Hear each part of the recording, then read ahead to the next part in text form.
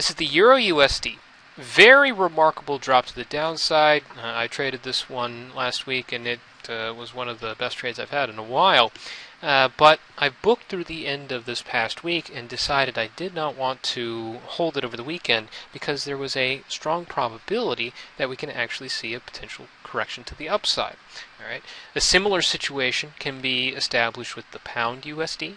Another really remarkable move to the downside. In fact, you can see from this consecutive bar indicator that we haven't had a move of this magnitude since back here in January. All right. So a very significant consecutive move down, and we are seeing a possible correction opportunity, but it could also turn into a follow-through event.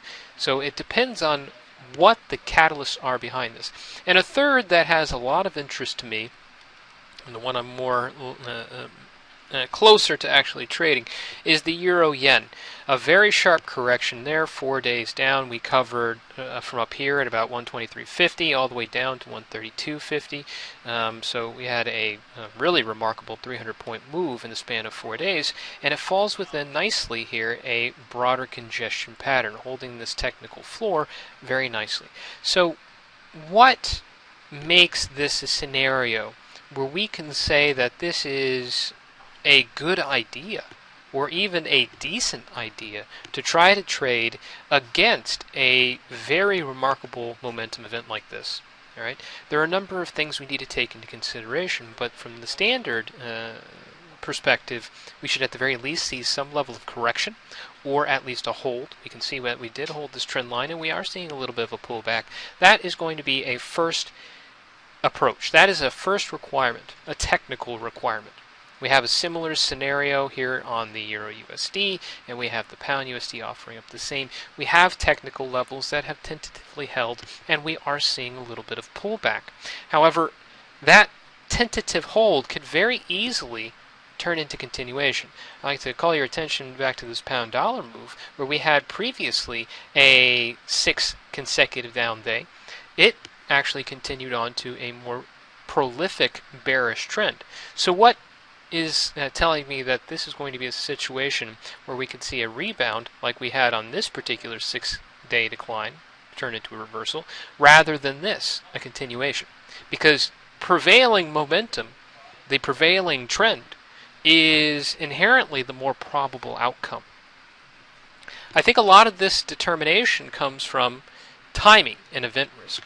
All right, so the people that are on my my distribution list actually get this every Friday, the Manic Crisis calendar, but you can see very much the same thing in the Daily FX calendar itself. Knowing that there is major event risk ahead, which we do with very certain pairs, can be a curb on economic activity. All right, so looking through the first couple of days, Monday, Tuesday, we have notable pieces of event risk, including this EU economic forecasts, all right, RBA rate decision, ISM service sector report for the U.S., a number of policy officials speaking from the Fed, all right, notable event risk. But the big stuff, the things that can tap into the underlying themes of the market, come starting Thursday, when we have the ECB rate decision, the U.S. third quarter GDP report, and then, of course, Friday's non-farm payrolls. Those are very important thematic pieces of event risk. They tap into the kind of considerations that have proven themselves time and time again to move the market. For the U.S. GDP and October non-farm payrolls, we know that this is exceptionally important for the U.S. dollar. In fact, last week, when we had the Federal Reserve decision come out, their decision to maintain a more hawkish bearing in their commentary, a more hawkish tone, there was a reaction from the market where the dollar was getting a pretty significant boost. So we have shifted the taper timetable from March, which is the leading consensus, to now something that is more evenly distributed to potentially a December or January taper. All right, that has been a big dollar-based pickup. All right, a shift in expectations. That in turn has led to the dollar rallying, which gave a lot of the momentum, or contributed a lot to the momentum of the Euro USD and pound dollar, our two examples, or two of our three examples. However, continuation and building up on that particular theme really depends on the leading consensus. Will we continue to see those expectations for a nearer term taper build, or will they kind of adjust to whatever the information, the data is that we have on hand, and then stop in their tracks? That's the kind of concern that we have right now. But knowing that we have major event risk, like the US GDP figure and like the non-farm payrolls, which can further illustrate or further define those expectations, that is going to be something of a curb on momentum. In other words, we think of the bigger players in the market, the people that have to manage billions upon billions of investors and deposits, capital holdings. Do they want to expose themselves to major risk with the dollar and its exchange rate, knowing that there is going to be these kind of event risks in the near future? Right? They don't trade for short-term scalping gains. They place their positions more for medium-term swings. Knowing that this event risk is here is going to curb their interest. And in fact, a lot of investors are likely to unwind risk, unwind the recent buildup in exposure that they may have adopted. Notably here, a possible dollar rally. So seeing that correction, seeing that unwinding of short-term dollar exposure can inherently lead to a rebound from the pound dollar and the euro dollar, as well as other dollar-based pairs. All right. Now the euro dollar is an interesting one, and this is where my interest is doubly significant for the euro USD, but it also illustrates very clearly what I'm looking at for the euro yen.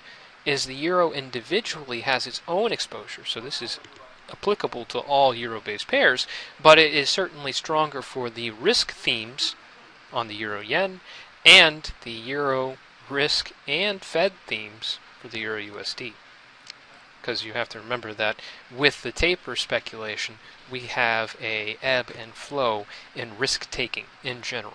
But from the euro side of things, we're looking at an ECB rate decision on Thursday. And last week, one of the big contributors for the euro's rapid descent was a significant downturn in inflation data. All right, so the Eurozone inflation figures came out to a substantial 0.7% annualized growth. Previously, it was 1.1. This is well below the ECB's target and offers them plenty of room to adjust monetary policy in order to accommodate other problems that they're having in the region, like Greece's ongoing recession, like Portugal still on shaky ground when it's supposed to soon re-enter the market. Right? They can answer a number of problems should they introduce a new stimulus program. This is a risk. It's not realized.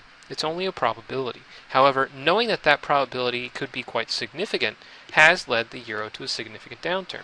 But do you want to position yourself for, let's say, a rate cut from the ECB or a significant stimulus upgrade when it's still not the common approach that they have taken over the past months? There's potentially some correction to do here. All right? So when we're talking about picking short-term bottoms and tops, there is inherently a lower probability of success.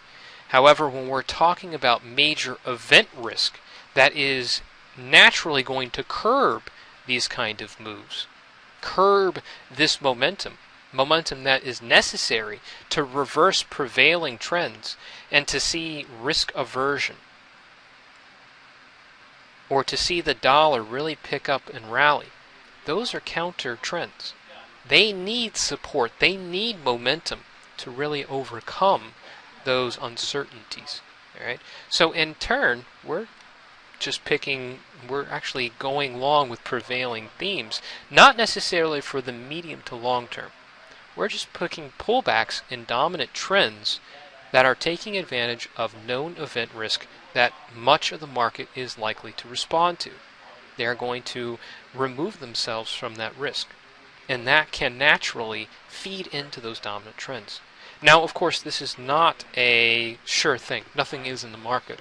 But this is the kind of circumstance that we can put together between technicals and fundamentals to know that there is a higher probability that these trades could actually work in our favor. Now, as for how much we look for, that's always going to be a consideration, a concern.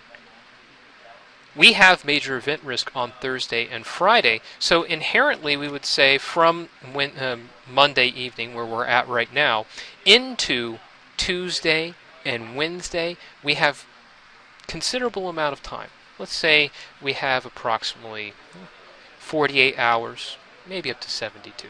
But will we not necessarily find significant follow-through on a bounce from the pound dollar, or find follow-through on a bounce from the cable, or find a strong bounce from the euro yen?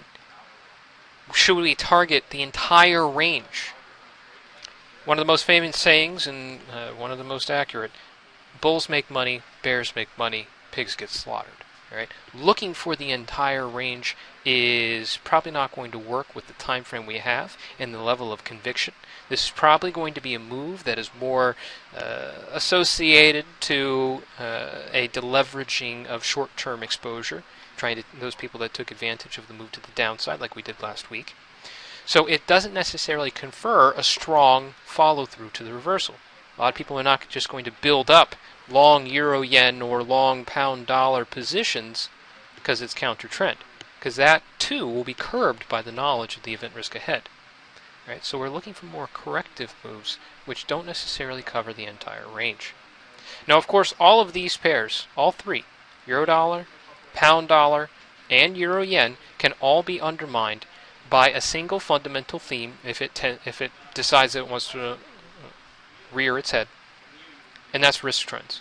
If, for some reason, we see a meaningful risk aversion theme where the markets are simply deleveraging exposure because of something that was unforeseen, the downdraft we would have in risk aversion would easily spill over into the US dollar, sending dollar rallying as a safe haven currency, and the yen crosses as expensive carry trades. You can see how high the euro yen is here, will unwind as well, along with all the other yen crosses. So there is certainly exposure, but seeing a market-wide risk reversal under the precepts that we do have major event risks that can tap into those risk trends, namely the Fed's taper timetable, it will be a lower scenario probability. This is why we talk about these concerns, yet we have to plan for the most probable scenario. All right? So that was a little breakdown of picking tops or bottoms, as we can see it on one hand, but really what we're talking about is taking advantage of market conditions and technicals when they combine. All right? So take a look at these pairs, take a look at the event risk, and absolutely be aware of all the major event risk and themes that we have due in that week. Good luck trading out there, guys. We'll do another Forex strategy video tomorrow.